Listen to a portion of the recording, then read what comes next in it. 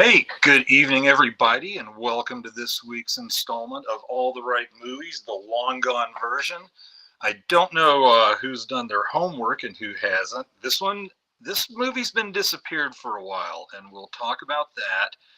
But it is a classic. I am kidding you not. I am actually coming to you live tonight from Clayton, Georgia. I am down in Georgia for a few days, visiting with family, and along with my mother and my sister who are down here, and staying with my aunt. So thank her for allowing me to yell in her basement tonight. Very grateful for that. So anyway, if you notice, there's no intro theme tonight because in the world of copyrights, after last week's show, a message popped up saying that in one version of it, the intro is going to be cut out because that music is now copyrighted.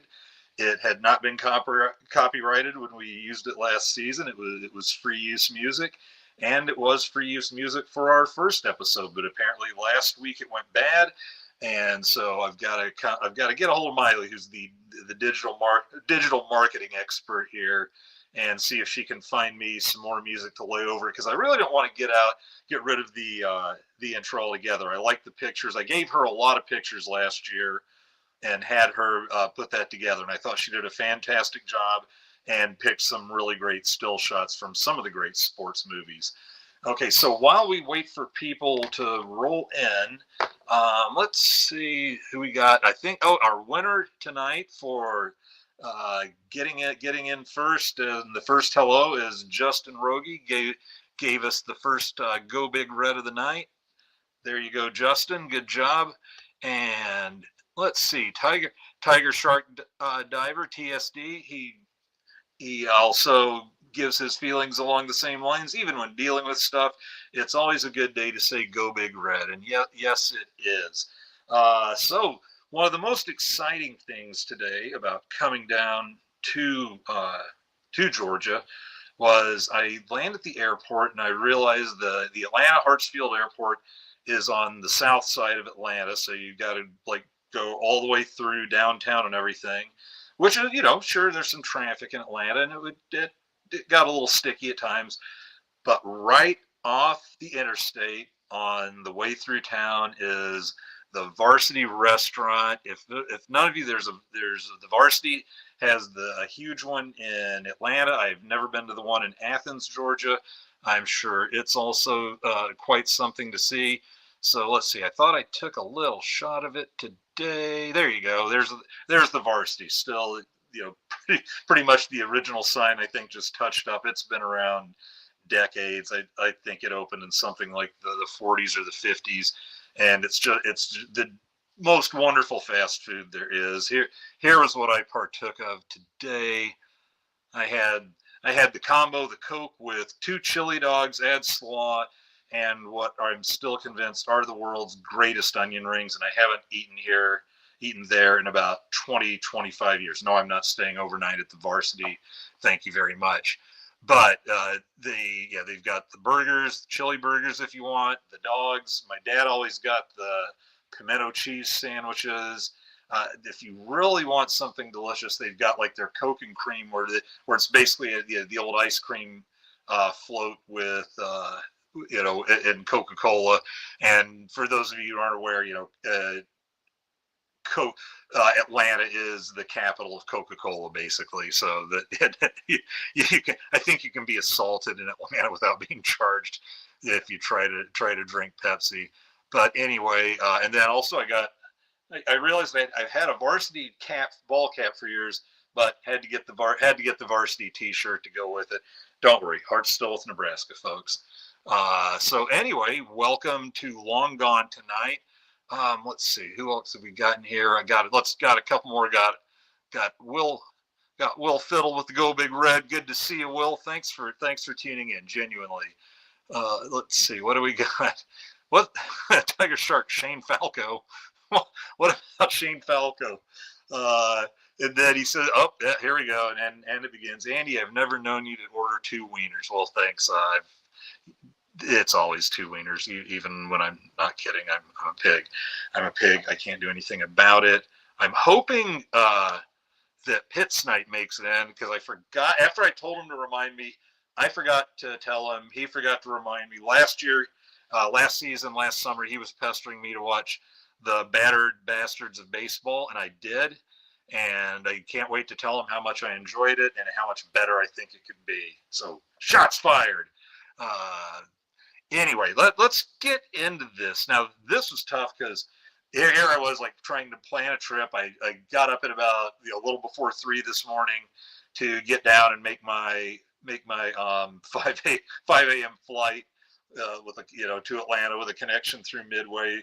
So I think I got enough sleep, and if not, I'm gonna do things like forget words or say really stupid things that you guys will give me shit about. So it's all gonna work out one way or another, and I'll see if I can hold it together before mercifully sleep takes me away. Let's see. So if Pitt shows up and I forget and he's still forgetting, then remind me to talk little Battered Bastards. Seems like the night before we're going to talk about the Tampico Stogies. So anyway, let's see. This never hit the theaters. Long Gone. If you did watch Long Gone, just throw in the comments or something.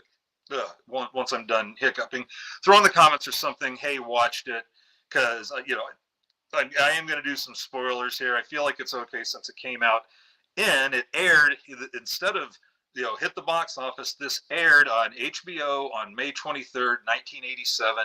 It was a made-for-HBO movie. Starred the two big stars were William Peterson and Virginia Madsen. Both are unbelievable. Both are fantastic. This was really weird. Let me see. I'll get to William Peterson in a minute, because the rest of it's fast. There's no box office since it didn't go to the box office. No idea what the budget was. Because when a movie disappears, there's not a lot of trivia about it. This one, there wasn't. Usually I get a couple columns of stuff I've dug up. Not much to dig up. This just came. The people that saw it loved it. It's on Rotten Tomatoes even. There's no Roger Ebert review, so we can skip that. On Rotten Tomatoes, there are no reviews, but it had a 95% audience like share, which is extremely high. And it's one that's known. It's hard. Let's see. I found one review. It was a good one. It liked the movie. It just wasn't very interesting. Fan reviews you can find on Reddit. People want to know, where the hell is this? Why can't I find it? We'll talk about that, et cetera, et cetera. And the fan reviews are just, this is hilarious. This is one of the best baseball movies ever. Let's see. Now, 87. Now, 87 was an interesting top 5 movie year. There wasn't a lot of Star Wars type, Raiders type, action stuff like that. The number one movie of 1987 was Beverly Hills Cop 2. Okay, we remember that. That was big. It grossed 153 million. Number 2 was Platoon. Now, I knew Platoon won the Oscar for Best Picture. Fantastic movie. I don't remember. I guess just don't remember it. Box office sensation. It made over 100 million. In 1987, almost 40 years ago. That's kind of holy Moses. So not only was it good, it was really popular and good, which in a lot of cases, used to cost you your shot at an Oscar if you were making too much money, because everything was. You could smell the snootiness in the voters, and I got into watching the Oscars at a fairly young age and just was like, no, boo, this movie's the best. Then say Rocky would win, but then Star Wars would turn around and lose to Annie Hall, and we're going, are you out of your frickin' minds? This is one of the greatest movies of all time, and will become such an influence. And we knew that even then, that Star Wars wasn't going to be a one and done. They hadn't announced the sequel yet, but Star Wars was going to be in our lives. And then number 3, again, not what you'd think of as a box office smasher, Fatal Attraction. But there's number 3. The Untouchables is number 4, and I remember that being pretty popular. But still, you're talking a 50s or 20s period piece, 30s, something like that. So that's a little bit nuts. And then probably this with 3 Men and a Baby. That's what I thought would be like number 1 or number 2, and it's number 5. So 1987 gave me hope for good taste and a wide audiences that had it, not just the guy who's going, oh, you see that chair over there? That is a symbol for the king's left shoe, which had the stain on it, which which was the clue to the murder. So the deftly hiding it in that chair. Oh, people like that. So anyway, I always like to, if I feel like there's a Mount Rushmore or something, like Kevin Costner's Sports Mount Rushmore, stuff like that. Well, William Peterson, interesting career. So he comes out. Oh, excuse me, I didn't bring my Propel with me. So William Peterson comes out firing, and they found him, I believe, as a Chicago stage actor, and he made an appearance or two, and then boom, he is starring in To Live and Die in L.A. and taking over. Like, he was a force of nature. And if you haven't seen To Live and Die in L.A., some people but it's got Wang Chung music, and I'm sorry, that was really good stuff for Live and Die in L.A.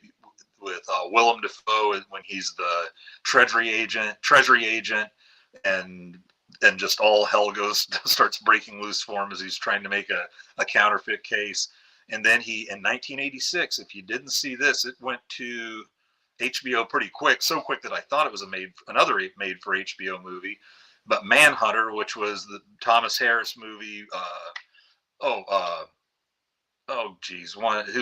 Hannibal Lecter, like Hannibal Lecter's in Manhunter, but with the English actor Cox playing him, and I thought playing him better than Hopkins. I know, but he was just it was so much more subtle of a performance. He wasn't like, and freaking out every now and then, but he was really scary. And Peterson was the FBI serial killer tracker who gets called back into service and trying to get Lecter to give him clues. So that's a second movie again, and that one grew over time. But back then it was like, people who saw it, this is great, this guy is great. And so then in 1987 comes Long Gone. Boom, the guy, and he's off and running, right? He basically goes away from 1988 to about 2000. Yeah, 1988 to 2000. And just to give you an idea, let me get the William Peterson IMDb up, because you think Live and Die in L.A., Manhunter, Long Gone, he's getting raves for all of them. And so here is some of his career. Let me scooch down here. After he does, so he's in 1989 Cousins, where he's with Ted Danson, and not a bad movie, but it was pretty much straight to cable. And then he plays Joe Kennedy in The Kennedys of Massachusetts. I don't remember it either. It was a miniseries. Then he shows up in Young Guns 2 as Pat Garrett. But then he's in movies like Hard Promises, Passed Away, Keep the Change, Curacao, Return to Lonesome Dove, which I loved Lonesome Dove, but I don't remember Return to Lonesome Dove. In The Kingdom of the Blind, Fallen Angels. This is just awful. He gets in Mulholland Falls. He does the horror movie The Beast, gets back to his theater routes, does 12 Angry Men, Gunshy, The Staircase, plays John F. Kennedy in the Rat Pack, so he didn't even get to be a Rat Packer. Kiss the Sky, The Skulls, and then he does The Contender, which is a great political theater starring Jeff Bridges and him and Joan Allen and Gary Oldman, and I think Gary Oldman produced it. But so he's getting it back, and then in 2000, someone decides it's time to cast him in CSI, and there you go. There's his career for the next 15 years. And since then, he popped into CIA Vegas, but he kind of went away. I think he just kind of called it a career after that. He did a TV movie in 2014 called Manhattan.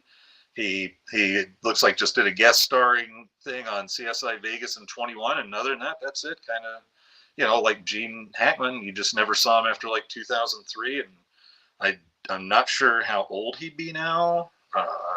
Maybe his 70s, but the career's over. But what an interesting career, because it looked like he was getting ready to take the castle by storm. kind of went away for a long time. Still working though, and then CSI happens, and there's your guaranteed paycheck if you get a hit that won't leave TV. So there he is. There's your star of Long Gone, and the plot of Long Gone. It's a very good. It's hilarious. I was pushing in all the ads leading in. Hey, this is really funny. It's a crack up, but hey, there's some serious stuff, and there's a really good baseball story in here. And so what it is, it's about the there's no such place as Tampico, Florida, but it's about the Tampico Stogies, a really lousy baseball team. I think they're something like 13-25 when the story begins in their season. And then he meets Dixie Lee Box. the character name game is unbelievable in Long Gone. William Peterson plays Cecil Stud Cantrell, and he's got all sorts of really hilarious life lessons. Don't do any of them. They're all really awful, and I think he ends up renouncing most of them, but just replacing them with more. And then he gets a second baseman, Jamie Donweeks, played by Dermot Mulrooney, and then then like the final missing piece comes in. He gets a guy named Joe Louis Brown, who he's black in a Southern, minor league team, and I think it's 1957 it's set. So, yes, Jackie Robinson has broken the color barrier. That hasn't reached the Deep South, especially and I think at that point, the Deep South didn't have a Major League Baseball team, and that played part of why, because it's like, we really can't have any all-white teams anymore, guys. So there's your thing. Then they get on a run, become a great team, and then the main characters are being threatened to let their rival team win. The Dothan Cardinals, them rich pricks. Probably not a movie to watch with the church-going grandma. That will be straight up bawdy is a fine old guy way to describe it. Yeah, it's a dirty movie. Somebody put it well, said, dirty, a little dirtier than Bull Durham, but not quite as dirty as Slapshot. And so I thought that was a fine way to describe it.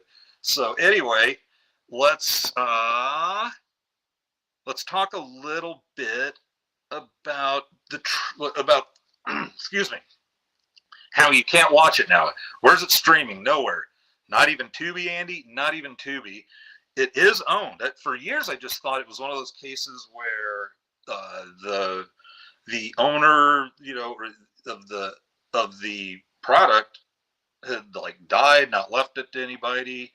It supposedly it is owned by what did they call it? Warner Brothers Distributing, I think, just plain old Warner Brothers Distributing, and they don't do anything. Now, what the most likely culprit, and you guys have probably heard this before, and speaking of Slapshot, this was a complete shit show with them, is that when you did the music for the movie, when they used your songs, then that deal was only for that movie, and then let's say, hey, after that, VHSs are invented.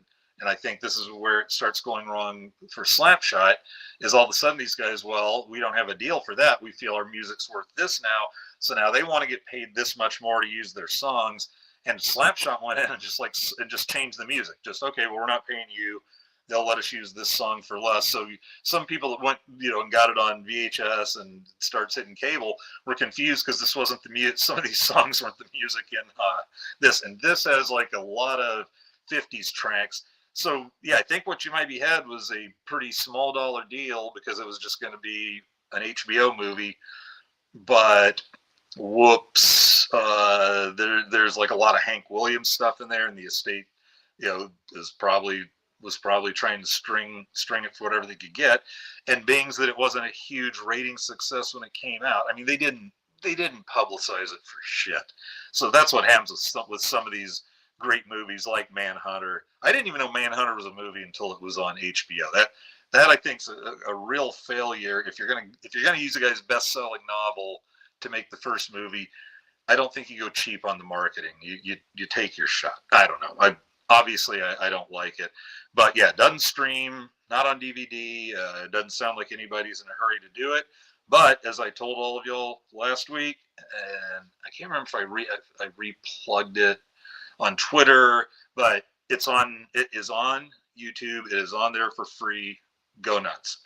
So apparently whoever owns it cares so not at all that it's is there's no way I think they're not aware of it, maybe, but it's been on YouTube now for 7 8 I think 5 6 7 8 years, somewhere in there, and YouTube's getting no complaints about copyright infringement, so who knows.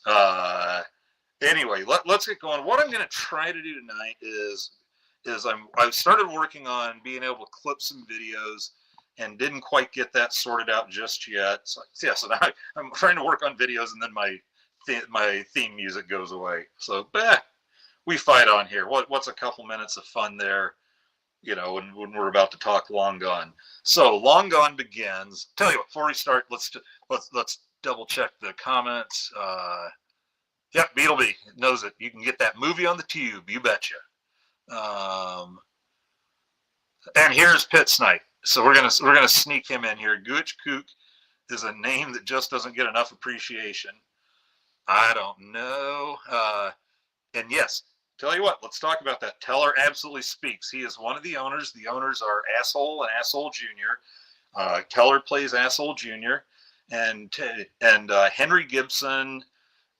He's one of those guys that's been in a ton of stuff. The one that always seems to get people to connect to his face right away. He was the Nazi leader in the Blues Brothers, Gruppenführer, and then flying off the bridges, got knocked into the water. I hate Illinois Nazis, so they're the owners, and Teller is just so lovably annoying. His dad seems like he's kind of simple, and he's always like, well, tell him, Daddy. Tell him he can't have a Negro on the team. Yeah, look at that, Cantrell. And they are really funny together. They are one of the things that makes this movie. But yes, so Teller speaks, and Teller speaks a lot, and he's really good, because now he's always with the expressions when doing the act, the Penn and Teller act. But throw him in there and let him talk. He was a lot of fun. Let's see, Fred's at a dog park, hopes to make it back. We're cheering for you, Fred. Squeeze that little thing like a hot dog and pop the stick out. Let's see, what do we got here? Oh, Pitts says he's watching it right now on YouTube. There he goes. There were only 5 people that watched Manhunter before Silence of the Lambs. I was one of them. Let's see, and by dog park, here we go. I know. I mean a real one, not where the Iowa cheerleaders graze. Oh, give me a home where the Iowa cheerleaders roam.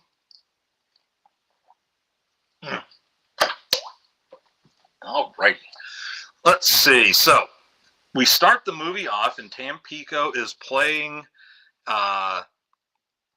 just playing a game, and they are getting ready to be serenaded by Dixie Lee Box, played by Virginia Madsen, and she is some sort of weird little minor league town beauty queen, Miss Strawberry Blossom, and she tries to give the anthem a go, and it doesn't work out so well. Let's see, let me get it turned so it should pick it up for you.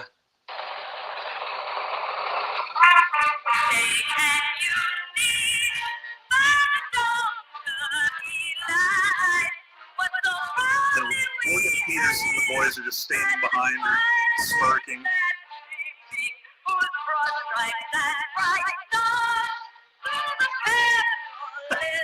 It's just awful.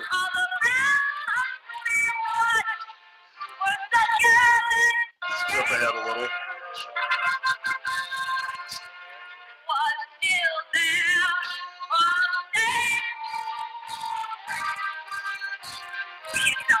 He's on it.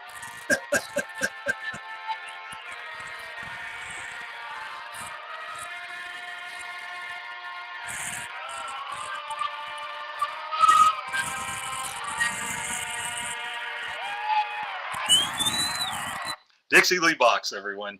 So they're trying to feed her the lines, and then I just love that. Piss on it. And so she just stomps off. you find out watching the game they are just a flat out bad baseball team and have a really bad second baseman. And so then it's time for so anyway, in the middle of the game, she's standing there by the dugout, I guess, with the Miss Strawberry Blossom runners up, and Cecil starts hitting it on her and just going, "Hey, honey, there's a bus out in the parking lot there, and no one's on it, and it's like I'm getting ready to head out there. Maybe you'd want to join me." And she goes like, "Oh, you'd love that." And he's like, "I'm counting on it." And then game's over. They're rolling down the highway at night. They're listening to Hank Williams. He's just keeping everybody up, and he heads to the back where she sits up. She's just been back there passed out, and asks where she is. And he's like, Florida, damn it. Because I think they brought her from Clearwater, Alabama. So we've got Dixie Lee Box is now it's like hanging with stud. And the next morning there's the knock on the door, and it's Dermot Mulrooney. Jamie Don Weeks is there for his tryout. He's 18 years old, just graduated high school. Then he takes him out, hits some grounders, puts him through the ringer. That says, "Well, do you want me to bat?" And he goes, "What the hell for? I already know you can't hit any better than 200. So, but he's got his second baseman now.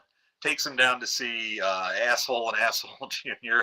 And they're just like, "Well, can he hit?" And he's like, "He makes real good contact, classic number 2 hitter." And they're like, "Well, Daddy, tell him that we need somebody besides him on this team that can hit." Because Stud is he's like their ace pitcher and hitter.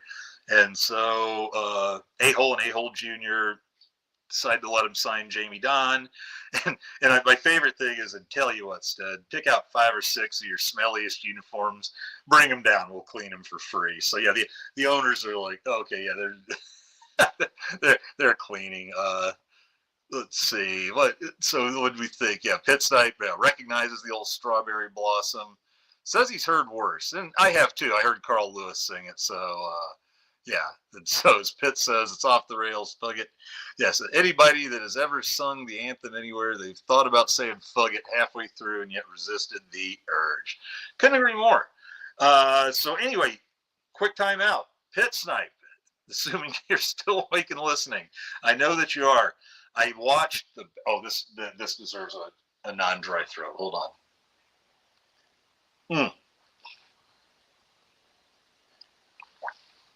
Nothing like a couple of flights to just drain you of all your precious bodily fluids.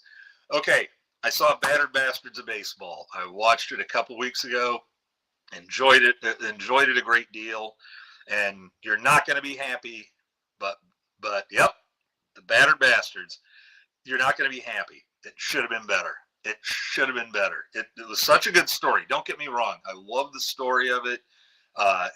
It's really wild. Talk about, oh God, what was Kurt Russell's dad's name? Buzzy or not Buzzy? But was it Buzz Russell?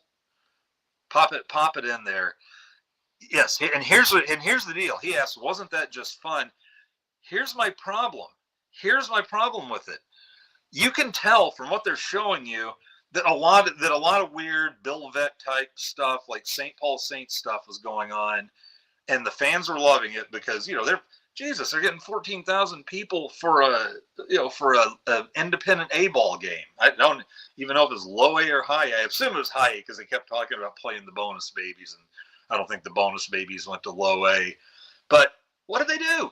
I mean, I love some of the wild guys that were in there. The director, Todd Field, is the bat boy who just is doing everything to impress him. It's there. Let's see.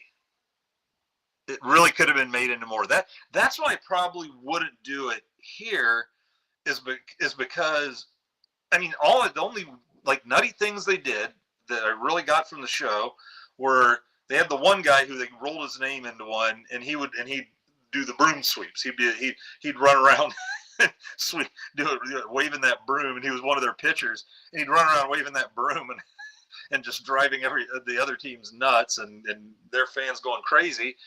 And then I got the feeling that there was some like Savannah Bananas style almost. I think there was some engagement with the fans. It said it seemed like, you know, they were talking, sometimes going up into the stands a little.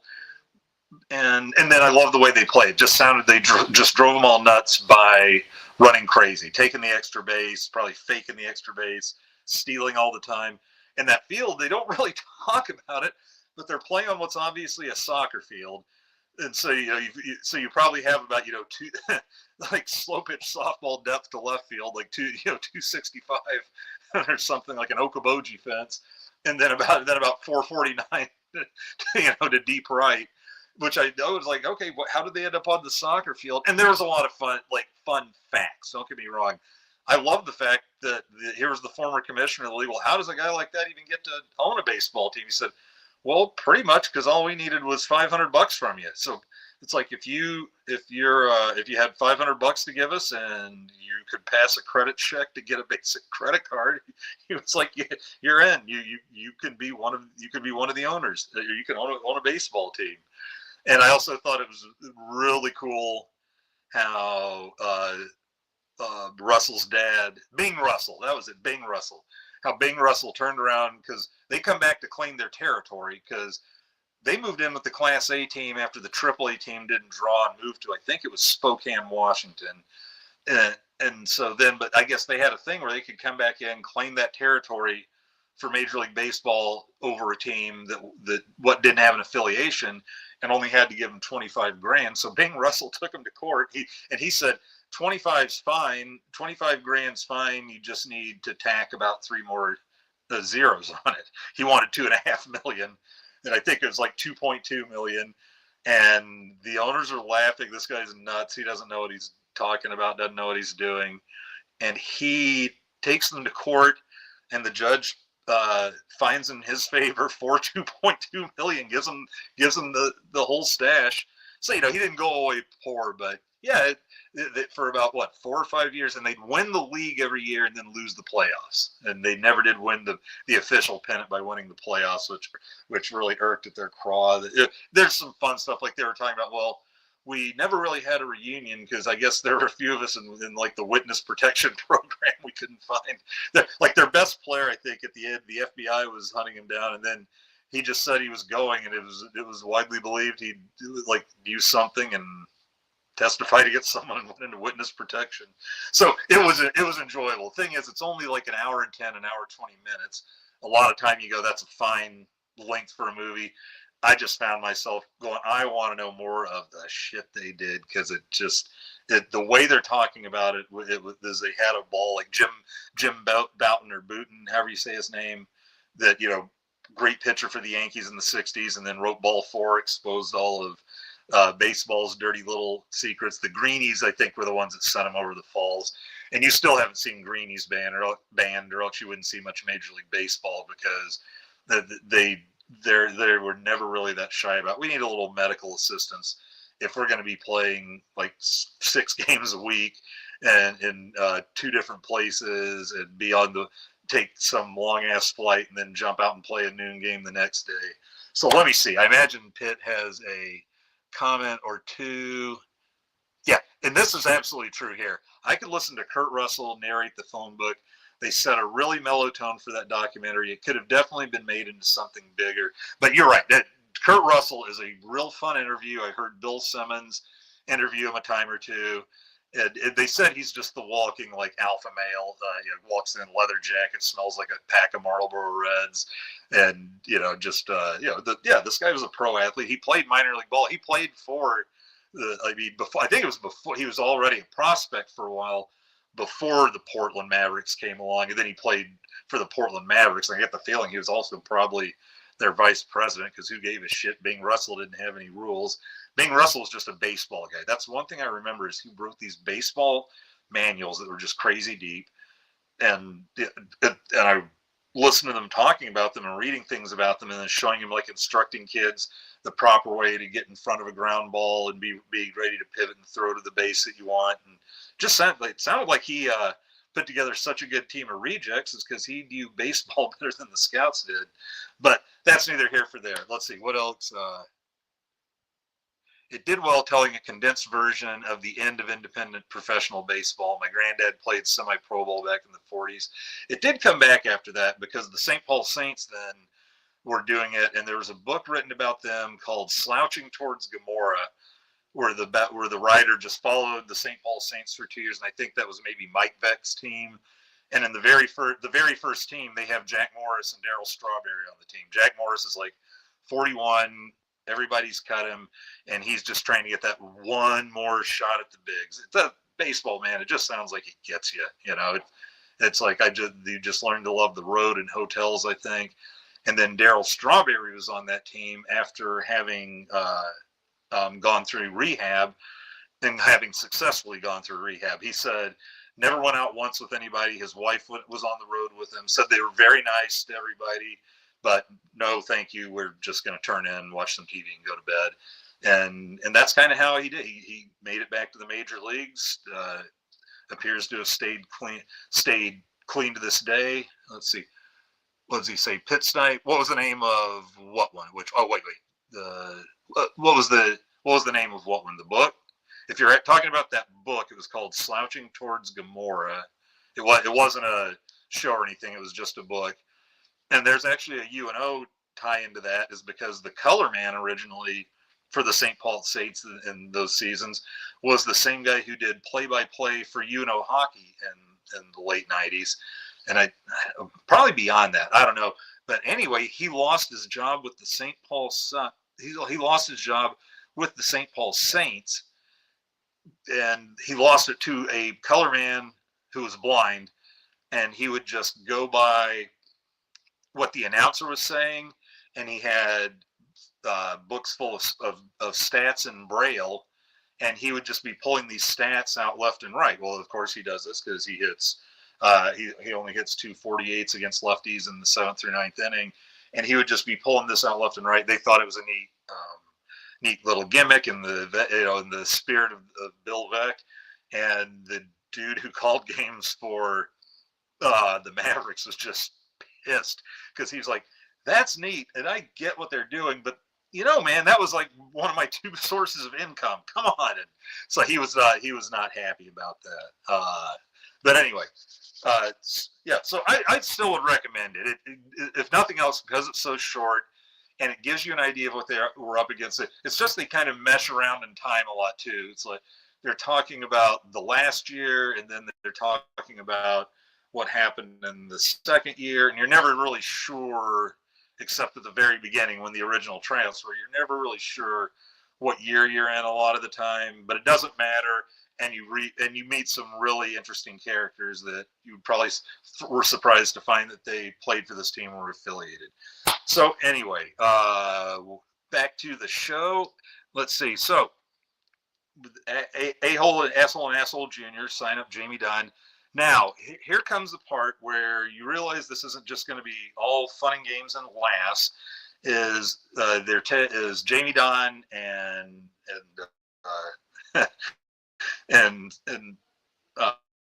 Stud are taking Dixie Lee Box to the bus to send her home to Clearwater, Alabama.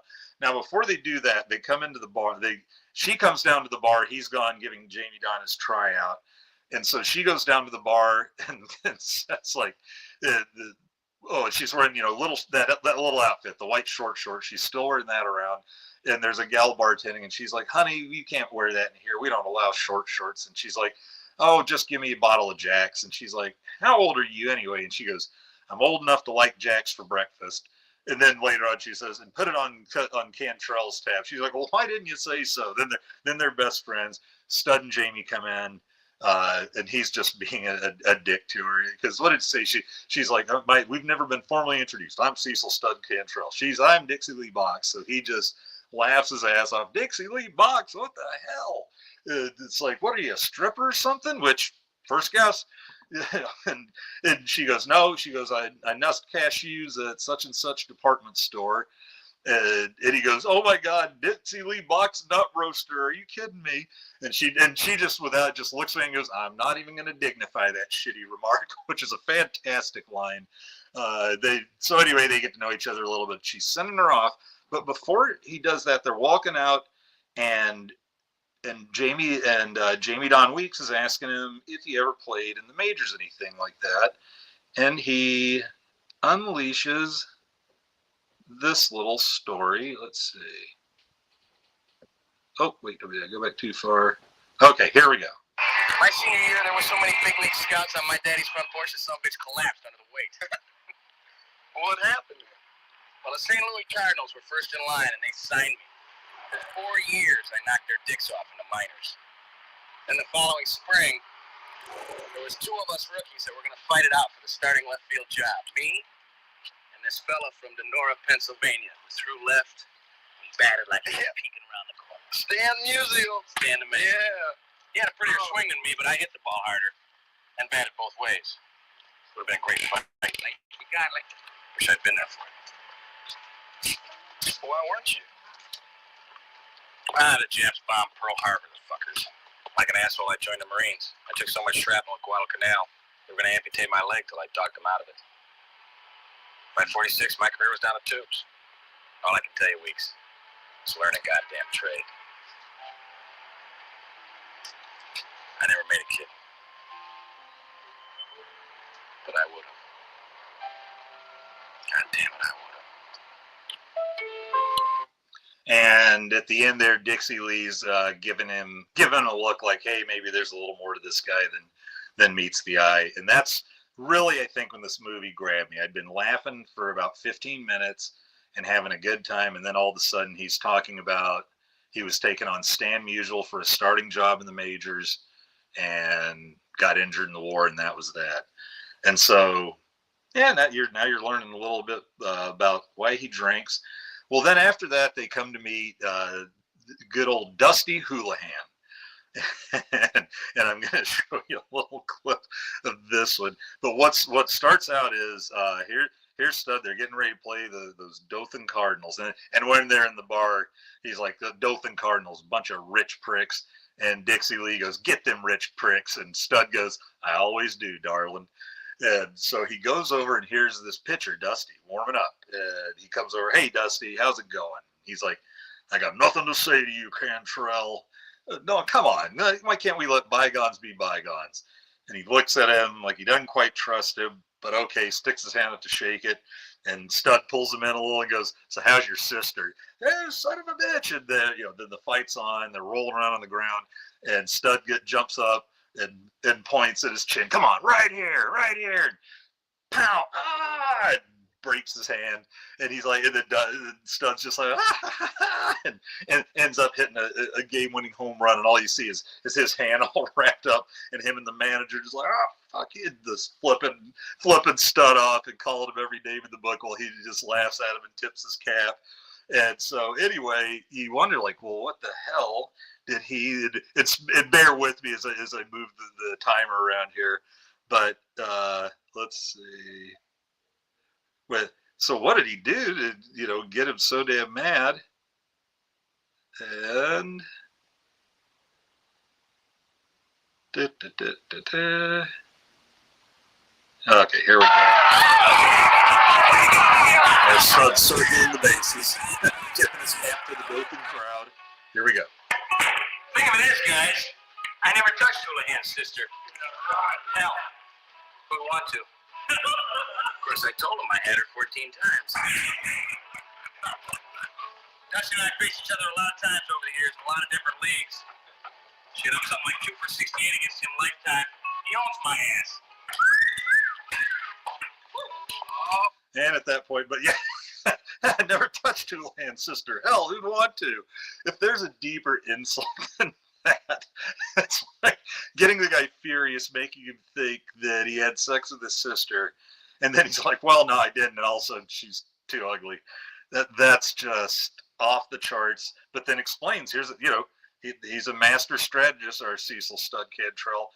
2 for 68 lifetime. Had to get him out of there. And that's just wonderful stuff. Now after that, you're gonna run it. He's gonna come back to his hotel, and Dixie Lee's waiting for him. He has just won her over with his story about not making it to the majors, and she has decided that's her man. She comes in, there are flowers in the room. She's got what I'm sure is a fine bottle of $1.98 champagne. And he comes in like carrying another woman, and she's like, your services won't be, first of all, he drops this poor gal, and then she's like, honey, your services won't be required tonight. Basically kicks her out. And yeah, there you go. Now, here comes what's probably the movie's soft spot. Is Jamie Don Weeks finds himself a good Catholic girl at church. So he drinks, he doesn't have the beer like for this last scene. He drinks soda. He doesn't curse. He said when they were trying him out, the groundskeeper helping him out goes, listen to him. That boy probably drinks milk. And he's like, yeah, what's wrong with that? But all of a sudden he's met this really nice and sweet church-going girl, and they're just going to be on and off for the rest of the movie, trying to hold off having sex, and very steamy for each other. And then we're going to skip ahead on that, gets her pregnant, won't marry her. You're about to the end by then. So anyway, let's get them out of the way right now, because they're not really going to be part of any of my favorite scenes. So then it's time to go get your new player, and that's Joe Louis Brown. And so basically he's in the hotel room with Dixie, and here comes one of the players banging on the door. Hey, someone's there wants to meet you. And he's like, I really think you need to get out there and meet this guy. You really, really do. And sure enough, it's Joe Brown, just large black man. And it goes about as well as you think it might. Let's see. Yeah, let's go with Joe Brown, because Joe and his character are a force of nature, shall we say. Tell him I died and went to heaven. Okay. If I were you, and I ain't saying I am, but I'd get over there and check this guy out. She's a beauty, ain't she? So this guy's trying to sell Joe Louis Brown a Cadillac. $9.95 plus sales tax. She's yours. Where is he? Right there, across the street.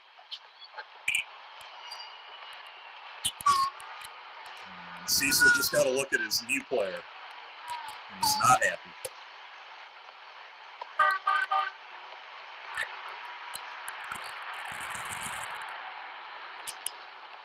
I'm Cecil Cantrell. I sure as hell hope you ain't the guy that's looking for me.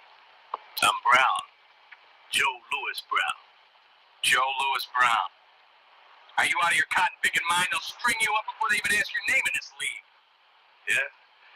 I hear your team ain't doing so hot. And we ain't had anybody lynched yet. That right. You really think they're gonna hurt a man hitting home runs all the time? You think they're gonna hurt the great colored hope?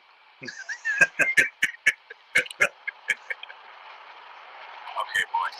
Bring your ass over to the ballpark. Ooh. My name's Brown. Joe Brown. You show me something special, and maybe I'll call you what your mama calls you.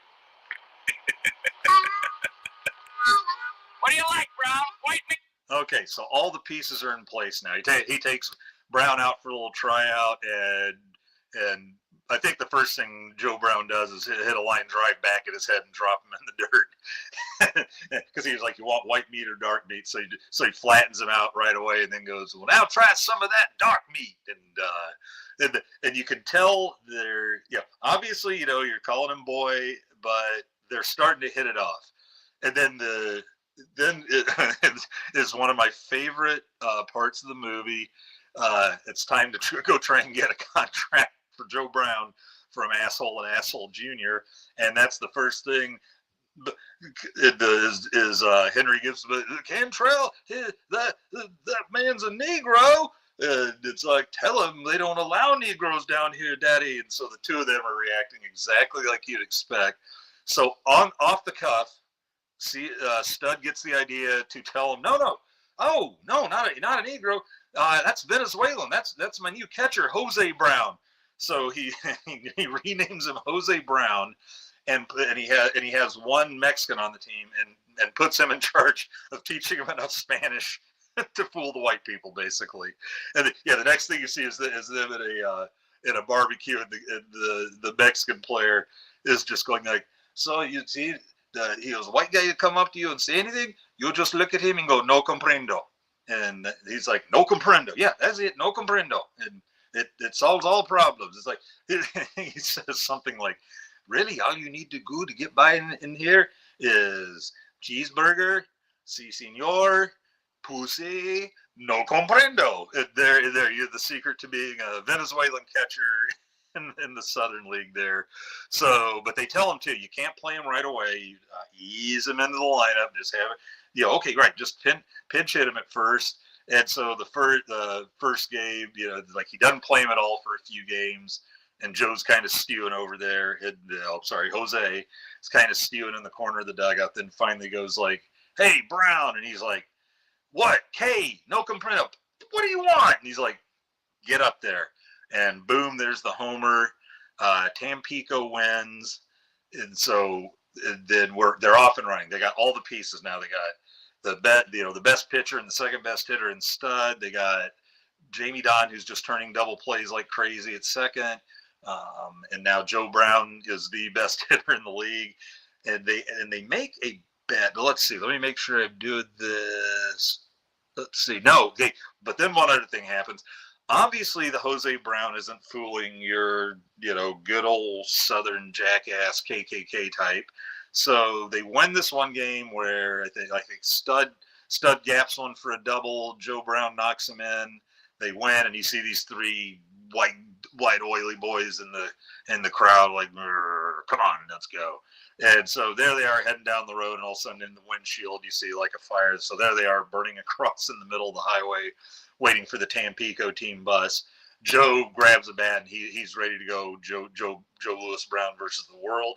And Stud's like, "No, sit down." He's like, "What?" He goes, "Sit your ass down." And then he decides it's time to have a little chat with the team, because the team also had a scene where Joe goes in to take a shower and all the rest of the team comes walking out, and he turns around, just pissed. He goes, "What?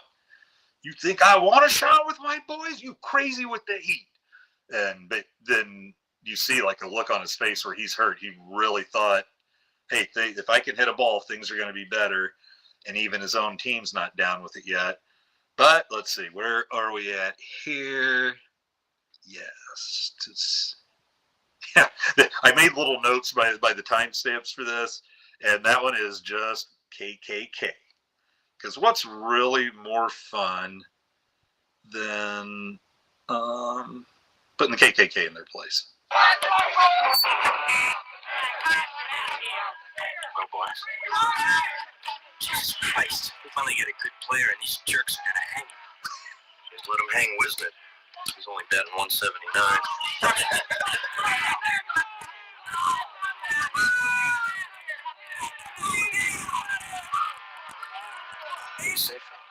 What do you say, fellas?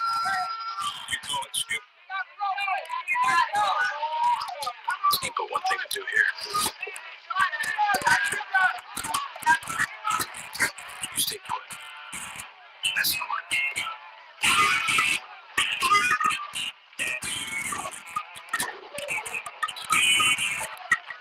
So everybody's just walking by the bat bucket, grabbing a bat while the Klan's throwing a baseball team. with a few skinny boards and oars and shit. Obviously, you can see. So they're just advancing on them, and they make Joe stay on the bus. And that would be the end of your Klan attempt to get rid of Joe Louis Brown. There's one part of me that says that this is a feel-good scene, but I doubt it really happened that easily. But there's the other part of me, through just reading different books and following sports and listening to the guys talk, is that it was probably pro sports that brought blacks and whites together as much as anything did. And for me, it's just for the simple reason is that, first of all, if we can get a frickin' player that makes our team better, I think, because a lot of people were just ingrained to think that way, grew up that way, dad, granddad, and all that, but then get meet some black people, get them on their team, they become teammates, and I think once you find out somebody's out there, alongside you, busting ass, trying to win, that you realize that some things are more important than these prejudices you're trying to hang on to. And then once you're willing to accept them as people and teammates, then holy smokes, you start talking, and the world becomes a better place. And I really think a lot of that started with sports, just for that reason that in pros, alpha males want to win, and winning becomes a lot more important than the color of the skin. So I enjoyed the hell out of that scene. After they run off the Klan, Joe comes out, and the groundskeeper rides with him, and he hands Joe a bat, and Joe they swing at it so you can only see the light coming off the burning cross, and you see him take the swing, you hear it hit the ground, and poof, the fire goes out, and all you see is like the night go from like bright to dark, and you just kind of see their faces and eyes in the dark, and it's a real cool shot at the end of that scene. So love the Joe Brown scene. But I love that line too. So fellas, what do you think? It's like, geez, we finally get a guy that can hit, and someone that can hit, and these guys want to hang him. And then the other guy goes, let him hang Wizenhunt. He's only hitting 175. There you go. So then they come back. They're getting happy. They're starting to win. And Dixie Lee shows up, and they're back at the hotel bar where they all hang out in Tampico. And Dixie Lee sits Stud down and goes, so how you doing? How's everything? And he's like, just great. And she's like, clothes getting washed, meals getting made. And he's like, yeah. It's like, bed's being made. Everything's laid out for you in the morning. He's like, yeah. What are you talking about? What are you trying to say? And she's like, I'm saying that the 3-week free trial is over. You and me are getting married.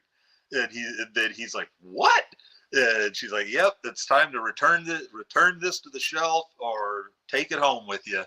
And he doesn't know what to do. He's probably as happy as he's ever been with a woman. She thinks like him. She's raunchy like him. But then she's being the very good girlfriend. She puts up with his crap. And so he, of course, stands up and goes, what? You want me to get to the room and give you $20? Oh, lady, I may be crazy, but I'm not stupid. And so he just storms out where everybody cheers Stud Cantrell. And then they go back, they do a shot back to Virginia Madsen, and she's just sitting there shaking her head with this smirk on his face like, I got you.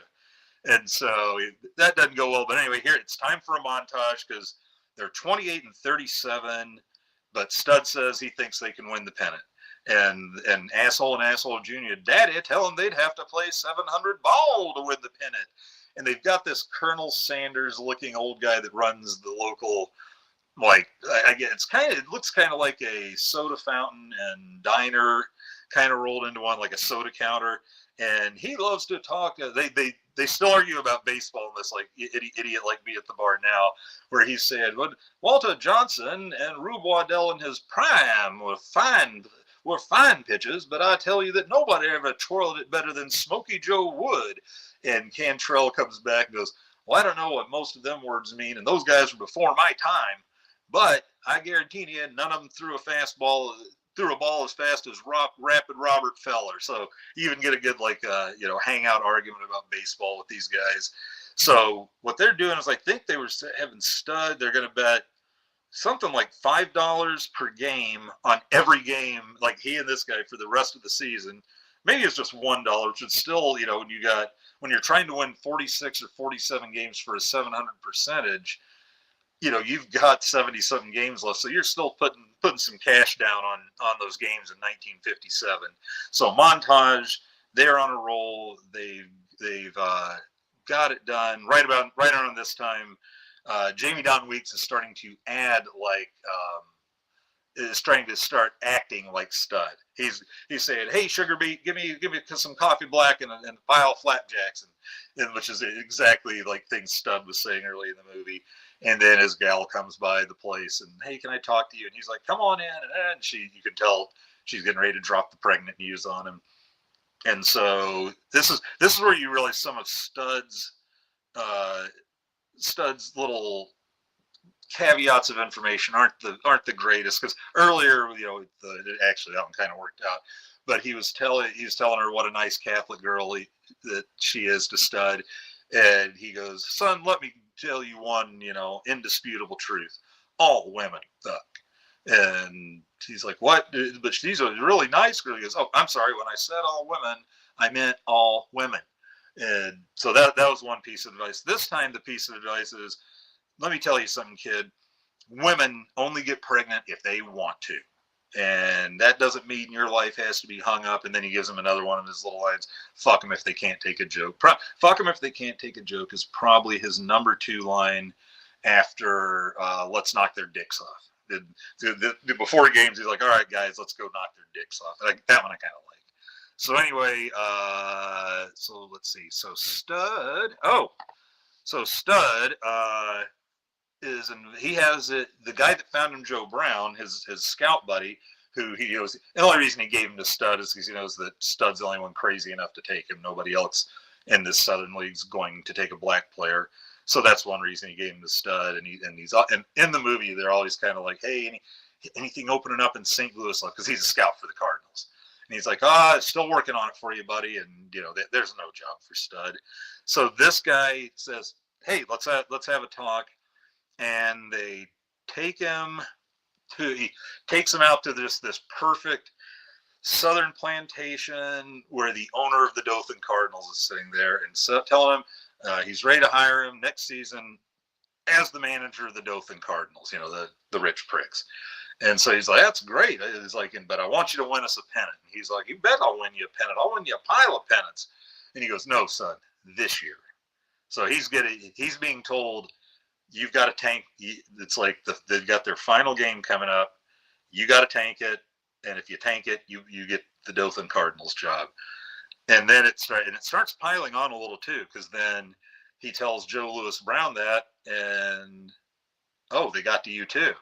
And he was, what did they get you? He's like, they just found out exactly. And you can tell it was too much for him to say no, and it's got to haunt him for the rest of his life. So Stud's out, Joe Louis Brown is out, Jamie Don Weeks shows up, Dixie Lee Box blows up, and this is with the daggers. So because she's like, it's like he is just appalling, drinks too much, tells, and she's been talking to Jamie Don Weeks and going, you got to do right by that girl. Don't listen to that idiot. And she's talking about our guy, but she still isn't leaving him yet until he tells her that, hey, I got a job with the Dothan Cardinals next year. And right before that's where Jamie Don won't marry her, and the gal hops on a bus back to Alabama. So, but here is Stud telling, I'm not sure exactly where I'm dropping in here, but here it is. I'm supposed to not go to the game tomorrow. Yeah. They got the Brown too. Both of us. We lose and Dothan wins. That's the deal. And Stud Cantrell is king shit, huh? God damn it, Dixie, don't you understand? It's the St. Louis Cardinals. They were my team. It's all I've ever wanted my whole life. Cantrell, my daddy walked out on my mama the day I had my first period. And my mama said, that's just the way men will do you, sweetheart, so screw 'em. That's what I did. Next 3.5 years, I screwed 114 men. When my daddy was sawed to death in the pulp mill, I got a postcard from a friend who said, your daddy was the drinkingest man I ever knew. When I woke up in this room, I smelled the cigar smoke and the whiskey. You know what? I knew I was home.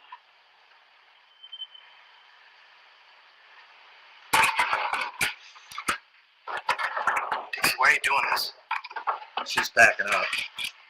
Because I can understand doing a bad thing because you got to. But doing what you're doing, just to get something you ain't got and don't need, that makes you worse than them rich pricks.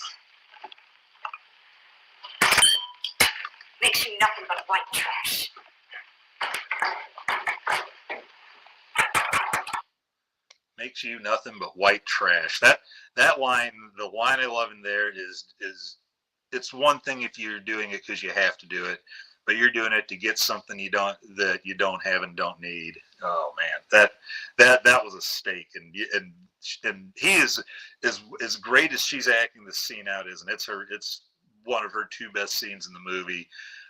His reaction to her, because he thought by then he was like, and you're leaving me, wow, and you're serious. Okay, so then he goes, talks to Asshole Jr., finds out they're bought too, and at this point he's going, well, screw it then, fuck it all, I'll play. How about I just blow the whole thing up? And they inform him, you do that, you're done. And he's like, how's that? And apparently they have something on him, and they're gonna fix it so no one will hire him, that he'll be in effect banned from baseball, which is the only thing he loves. And then Jamie Don Weeks actually stops by, and he won't even. By then he's such a shell. He's not even opening the door, and Jamie Don is calling him out and pounding on the door, and then just lets him know, I'm taking over. An 18-year-old kid, but he's taken over, and we're going to win that game without you, so go screw yourself. So the final game rolls around, and Jamie Don's he's in charge. He is popping off the lineup, calling the pitch, and Studs goes into the bar. He's just going to drink himself silly. Sees Joe sitting there too, and Joe's and you find out what he got was the Cadillac. They bought him the Cadillac, which is probably worth more than his family's house back home at the time, and they decide, because what a horrible ending to a movie would be if they didn't. They pour their hearts out to each other, and they're like, screw this. It's our last game ever. Let's just go out with an absolute nuclear bomb. Let's roll. And I think he does. I think first Joe Louis Brown goes out, takes a bat to the Cadillac. And then that's when Stud lets him know, let's go do this. And actually Stud comes back that for the baseball lovers is good stuff.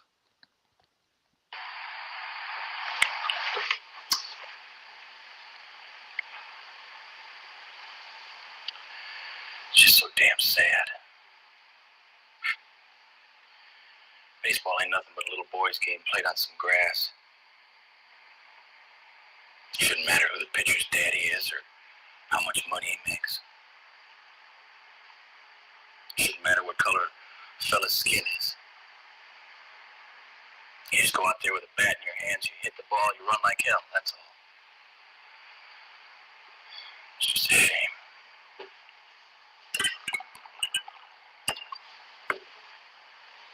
Cantrell, there's two kinds of people in this world. The givers and the takers. It's just how life is, man. I ain't no different. And that was the dagger. I think Stud's speech did it for Joe. And Joe's like, realizes I'm a taker. So he goes out, takes the bat to the Cadillac. So he's just destroyed what he was given. He might as well play. I don't even think he's thinking there yet. And then Stud comes out and is like, we're playing, by God, let's go. So that says a lot better than that, but that's the gist of it. So they take off down to the field. And then as they're leaving, they hear that the game's tied 3-3 in like the seventh. Let's go. They're fighting. Let's go. Kind of like Paul Crew getting back into the game in the longest yard. Jamie's not exactly thrilled to see Stud because he goes like, "What? Come here to make sure we lose now?" And Stud goes, "You go out to second, I'll show you how bad I want to lose." And so he gets a strikeout. It's like I said, it's the tie game. Oh, brother. I think I was like scribbling fast as I was watching that. Well, so Joe Louis Brown comes up. They try to walk him and intentionally walk him, and boom, steps over. Kelly leaks one out. Only this one isn't bouncing off the fence and coming back home. This is a home run, and the owner by this point is up in the stands telling everybody what to do, just blowing the manager off. So he's telling the pitcher, walk Joe Louis Brown, and it's because you can tell he's got something up his sleeve. So Joe Louis Brown hits a home run, and that tied it. I think when we got to the park, they were back down by a run. So now they're tied, and the next 3 batters up, I think it's either 2 or 3, but Jamie Don Weeks triples. So he triples, so he's on third with the winning run, and 2 out.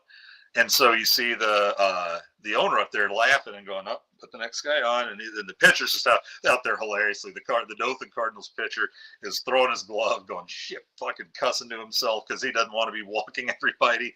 And so they load him full, and then you see him point out, and here comes Dusty Houlihan. Stud Cantrell is up. He's heckling him from the on deck circle the whole time they're walking. "You're walking him to get to me? You're out of your mind." So here comes Dusty Houlihan in. 2 for 68 lifetime, Dusty Houlihan. And let me get this one ready to roll here. That'll set you up.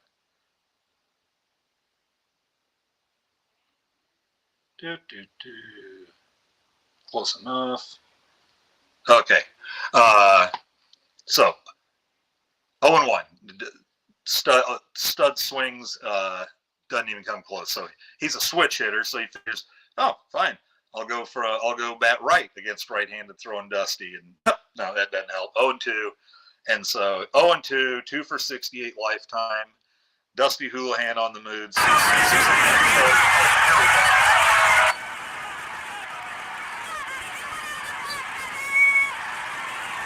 Actually, that's strike 2. That's strike 2 right. Dixie Lee's all in on the Hey, Dusty, old buddy, listen. I want to clear up a misunderstanding. Think of it as old pal, old compadre. I was misquoted. I never said your sister had orange juice stains on her tits. They just taste that way. Son of a bitch.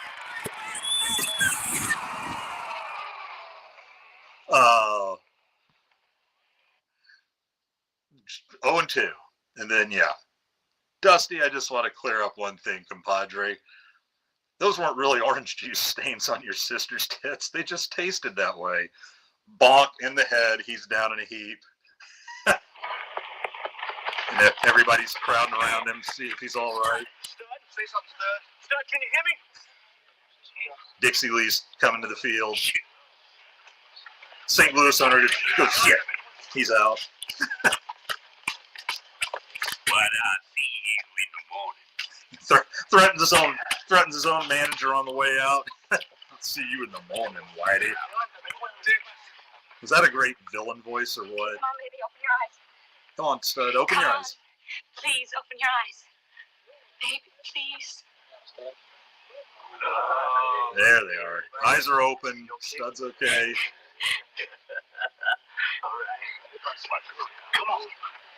Easy now, easy.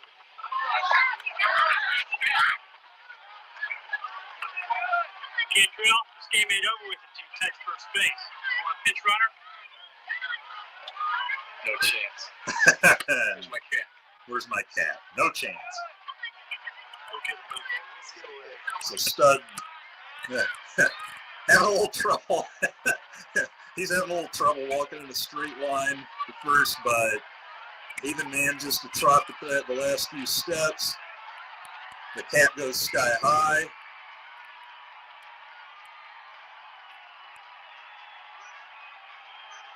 A lot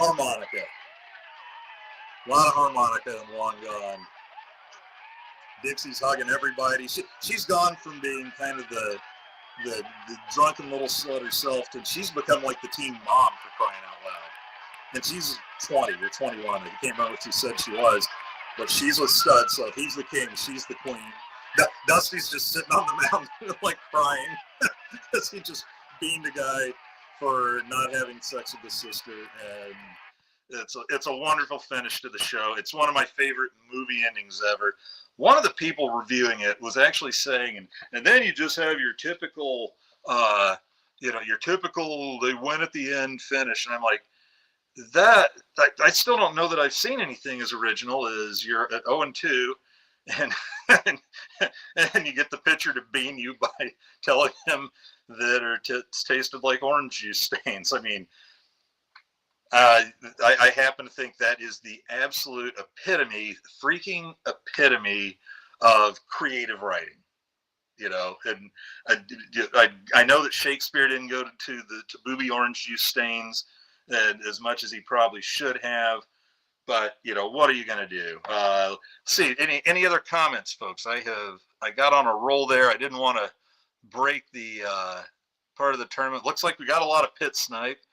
A couple of them. Let's see. Oh, he actually makes a great point here.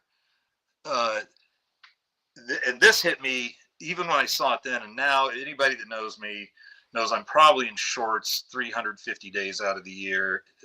Just look, if it's 15 below, I'm not going to be outside more than it takes to get the car, hop into a running car. Okay. Anyway,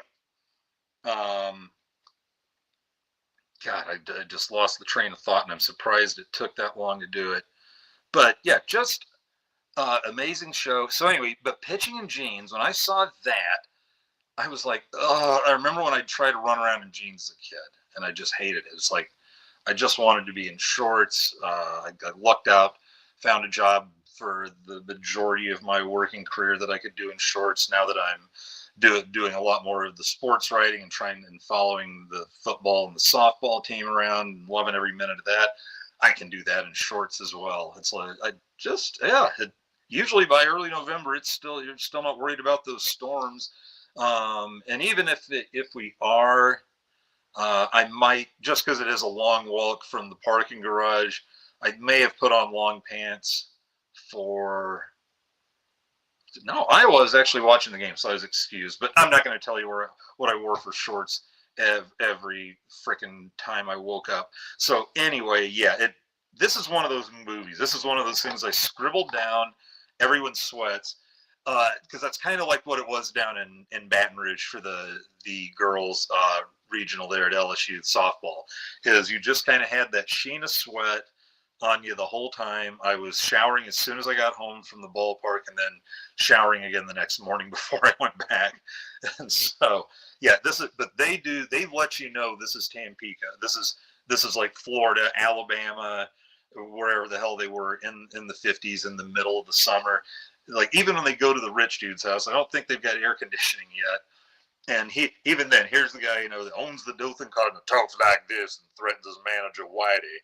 And he's got a little fan. He's outside sweating too and fanning himself, but he's got the nice paper fan, so he's a rich guy. Joe Louis Brown, sweating bullets.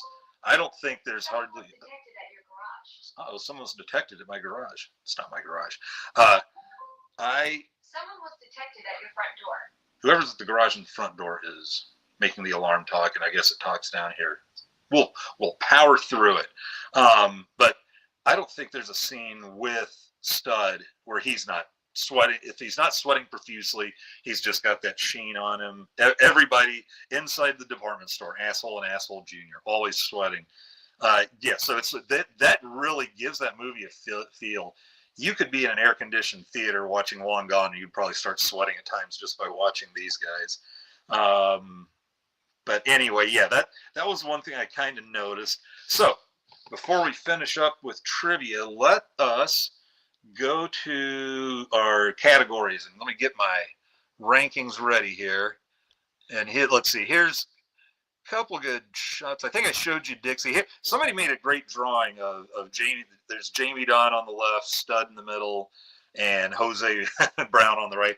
Oh, and when he comes up in that final game, when Stud and Joe race back to the field, he comes up to bat, and they go, and now batting after nothing but Jose Brown's now batting, Joe Louis Brown, and he turns around, looks at the dugout, and Stud just gives him a smile and a wink, like, let's stuff it all the way up their asses. So anyway, our first category is comedy. So let's see what we got here. I think for comedy, it's a solid 5 for me. It is on the list I have, it is a top 10 sports movie for me, and it is and I tie it in baseball. This is where I'm gonna, for what it matters. Here is how strongly I love this movie. I tie it at first place as best baseball movie ever with Major League. I put Bull Durham behind that. Now, we did Bull Durham. Bull Durham is in my top 50 easy, and much higher than 50. But it's just not as great of a baseball movie for me as these. These are all in on baseball. And that was my, nothing against Susan Sarandon, but I just thought they stretched that out to where it's becoming as much of a love story / chick flick as it is a baseball story. Baseball's still won out. It's still a wonderful movie. It's an iconic performances by both Sarandon and Costner, but when you're messing around in the Sally League, man, I don't need the full on romance. And this is where we lose what little of our female viewership we had, but just the way I felt about those particular ones. Now, you get me talking about Jennifer Morrison as Joel Edgerton's wife in Warrior, and I will tell you that's one of my favorite female characters ever. That was just a strong, funny, intelligent, takes no shit woman. But then there she is when she finds out her husband won that first fight in the tournament, and she is jumping up and down and going crazy and trying to get a hold of herself. And so anyway, next. I'm sorry. That's Tom Osborne. That's 5 stars. Comedy, 5 stars. Sports quality. I'm gonna go Devaney on that. That's pretty good. Stud Cantrell looks like William Peterson looks like a guy that grew up playing baseball. He knows how to throw it. He's got a good looking swing. Joe Louis Brown looks the part. I think his name Larry. He had a stretch of some nice roles in the 80s. Larry, I always forget the last name, but as Joe Louis Brown, he's got the look. He's got the build. He's got the attitude. He gator arms his swing a little bit. The arms don't quite get extended. It looks like sometimes he's almost like that stiff, like elbows locked a little swing. Not much, just a little. So obviously, I'm picking nitzes here. But let's see. But I thought Dermot Mulrooney, I thought looked very good as a 18-year-old defensive second baseman. He's jumping. He's taking the throw from short. He's jumping and spinning in midair and making good-looking throws. I like that. So I'll get that 4. 4 is a solid sports quality score. You've almost got to have the pros out there to get that 5 in sports quality. The music, I give it a high, like, I don't know what to call a 3.5 is a high Pollini. It's what I'm guessing is fantastic music for the era. There's like the song "Long Gone," right? I'm a long gone. It's good stuff. It fits in. It's just, and like I said, plenty of harmonica, even being played, I think, by Larry. What's his name? So I think it's very good music for the period. It's just not all me, but I'm going to give credit where I'm assuming that we're listening to quality stuff as due. But every now and then I need like the Rocky music, that bass music that comes in as somebody's about to make a winning shot. So, but 3+. Montages, I'm gonna leave Pollini up there. We had one, but it was a damn good one, and this one was to what sounded like Southern Baptist choir music. Where they get after it, like what was the 5 heartbeats or the 4 heartbeats? The one with Robert Townsend did, where they're doing this kind of Baptist church music at the end, the choir, and they are getting after it, and it's amazing. And this one is they've got the most amazing singing going on while you're watching clips of baseball, clips of them putting the dollar bills they're betting, taping them to the mirror, everybody running around town. Solid montage. I think it was about the only montage though, so you got to do multi montages if you want to get into Devaney and Osborne territory. Rewatchability, it's not a problem. It's right there on YouTube whenever you want to see it. That's a 5-star Osborne, and it's one of those that I'd probably have to start watching like every other month before I get tired of it and take a couple of years off. So rewatchability. Now we've got an entry. It's like we haven't had the Oscar reboot yet because we come at you with Happy Gilmore and the Replacements. That weren't exactly screaming about gold statues that they were denied because the Academy of Sports haters. But technically it's ineligible. It was a straight to TV, so I guess it would only be eligible for Emmys. But just the same, I went ahead and let me see. I believe I saved this. Did I? No, that would have been smart. But I did see that Paul Newman won 1987 for. No, wait, that would have been 1988. So I even looked at the wrong years. You know what? We're making good time here, so I am going to look it up real quick. We're not getting past 2 hours like we did with Friday Night Lights when you just had like trivia, good memories, people chiming in the comments about just about the movie. That one went a while, and it didn't feel like it was rushed at all. But let's see. So what I want to be looking for is the 1988 Oscars to find the winners from 78. So now I'm actually going to work it out right in front of you. 60th Academy Awards. So the two, well, you know what? After watching that scene again, let's go ahead and throw in, I don't want highlights and memorable moments. I want winners. Okay. I'm going to throw in Virginia Madsen because she's an unbelievable. So, boy, we have, I'm already fired up. Here's your nominees is Robin Williams for Good Morning Vietnam, Jack Nicholson for Ironweed, Marcello Mastroianni for Dark Eyes, William Hurt for Broadcast News, and Michael Douglas for Wall Street. Nothing against Michael Douglas. Great iconic character. Great performance. He weren't the best. I was on that one. I was kind of pulling for William Hurt in Broadcast News for the simple reason that William Hurt is super intelligent man, just really, really intelligent, and he's playing a doofus in Broadcast News. So he was the one I was kind of pulling for, and I would throw William Peterson in there easily. Jack Nicholson, Ironweed's not your defining performance. I don't think we sit around the bar having a lot of Marcel Mastroianni and Dark Eyes discussions. I'm not saying he wins this, but I think if you take a second look that William Peterson, this is his Oscar performance of his career. He is funny. He is heartbreaking. He is heartbroken. He's an awful person who doesn't want to be an awful person, and he drags you to that next level. Like I said in that scene, I could have made it, kid. Yeah, I didn't make it, but I could have. And taught and just describing, battling it out with Stan Musial. Fantastic scene. I think Stan Musial would have shed a tear if he'd have lived to see that. So for Best Actor, I would nominate retroactively William Peterson. Great job. Let's see. Then actress in a leading role. This was a pretty loaded season. I don't know if Virginia Madsen might not crack this. Cher won for Moonstruck. Because after her, you have Glenn Close in Fatal Attraction, which is an unbelievable performance.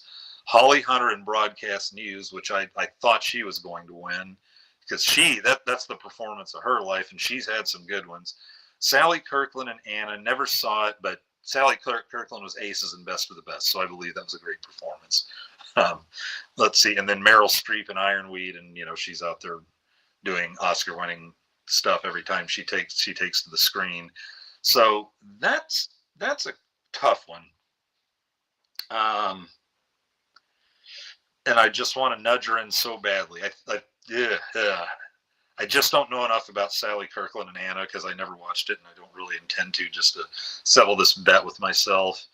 So, but tell you what, this year we're going to act like the best movie. We're going to throw it in there as we're going to allow 6 nominees just because Virginia Madsen. She also seems to be like a fairly incredible person who's just aging fantastically and just seems to kind of light a spark, at least the way people talk about her, like light a little spark around those around her. So let's do it just for that too. Now I'm curious what was best movie, because it wasn't Wall Street.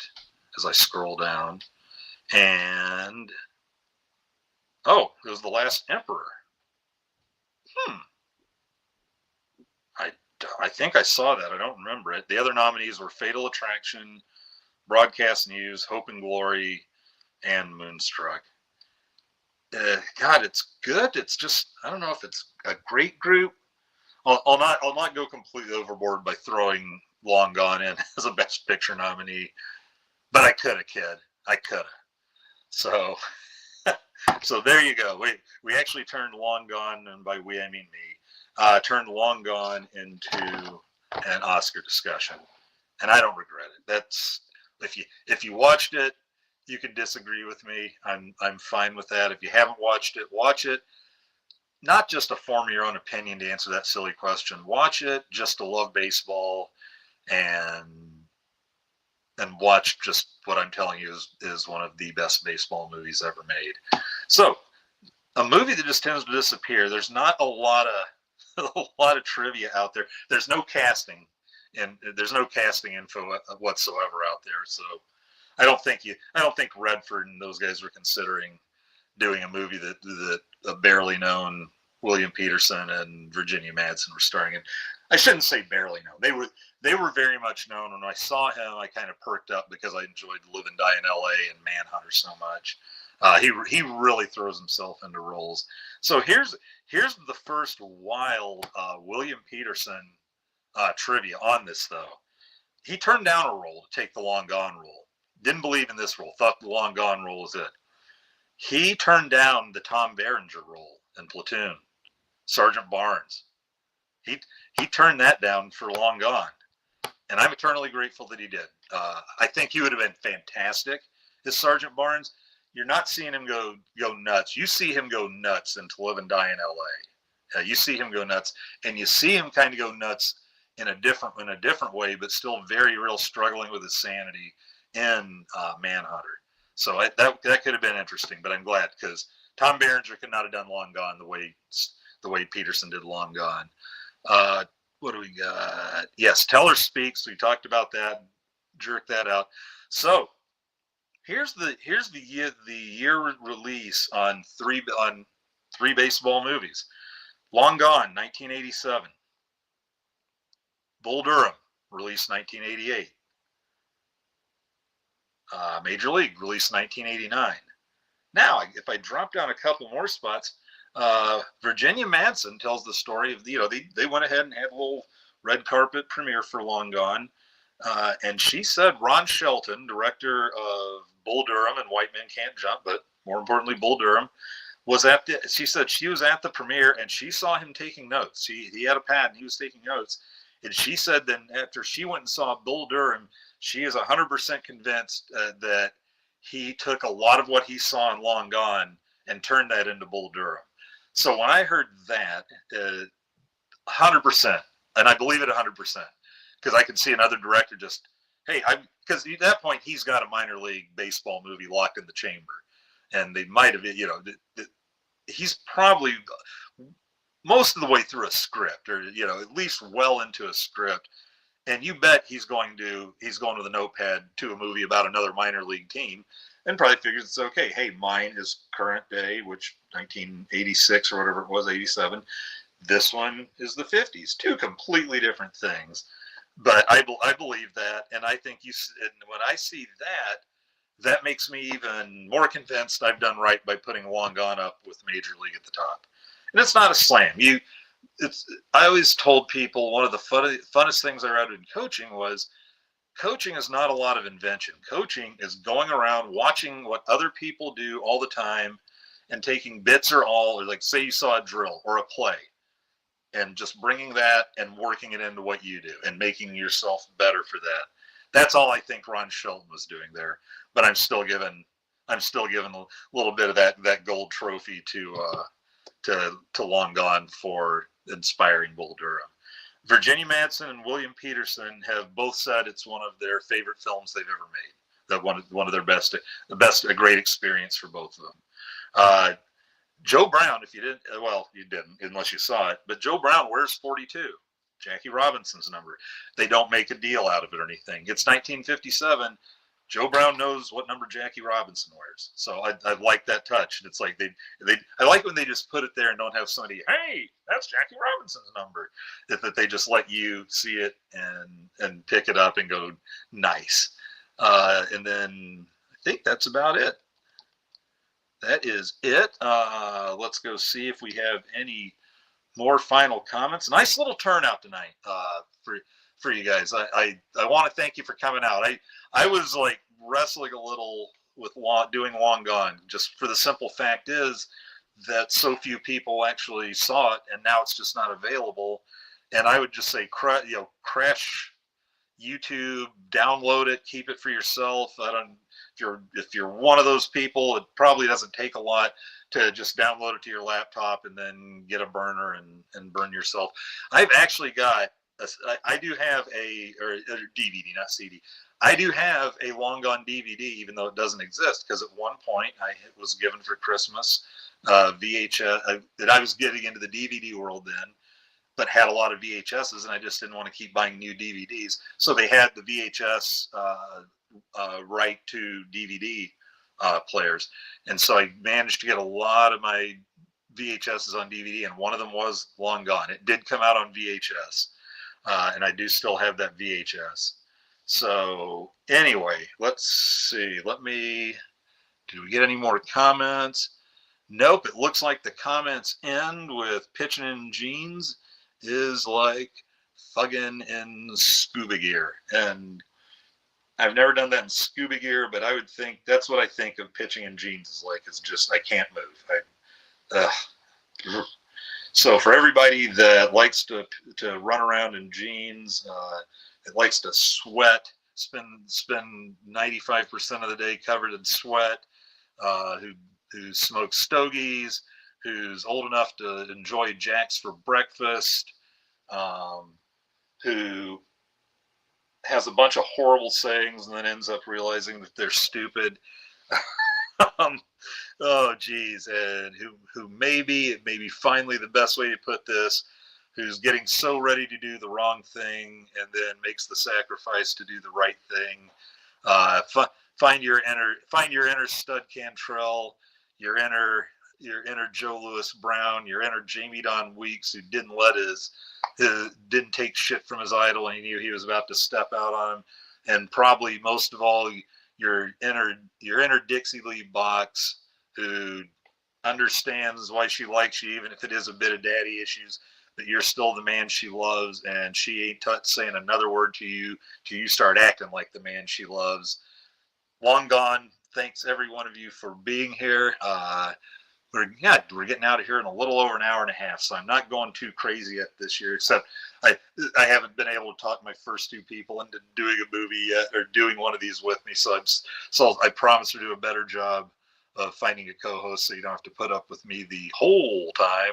But thanks all of you for coming out. If you didn't see it, like I said, I hope you see it. I hope you enjoy it as much as I did, because it should be illegal to laugh that much. And even more importantly, I think we're getting to where we're only about 6-7 weeks away from Husker football. So go Big Red. Love you guys. Thanks for showing up. Oh wait, let's see. I am going to attempt, because I forgot to look up next week's movie. Give me just a moment. I'm going to go see if I can pop in, grab it, and then pop right back without dropping the feed. Hang on. Wait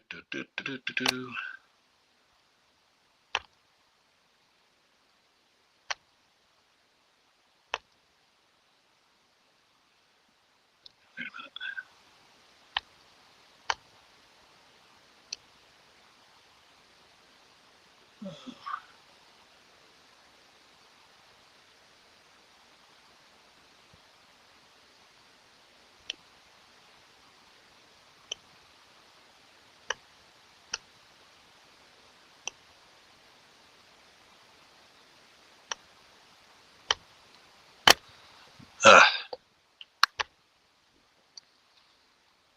Okay, come back. Okay. So I'm sorry, couldn't find it. I'll get it out there on Twitter in the morning, so we can have homework. This one should be streamable. So once again, thanks everybody. More importantly, go Big Red. see all of you next Tuesday, hopefully. Have a great week. Have a great weekend. Hopefully no more storms, and I'll be back in town on Friday. Later.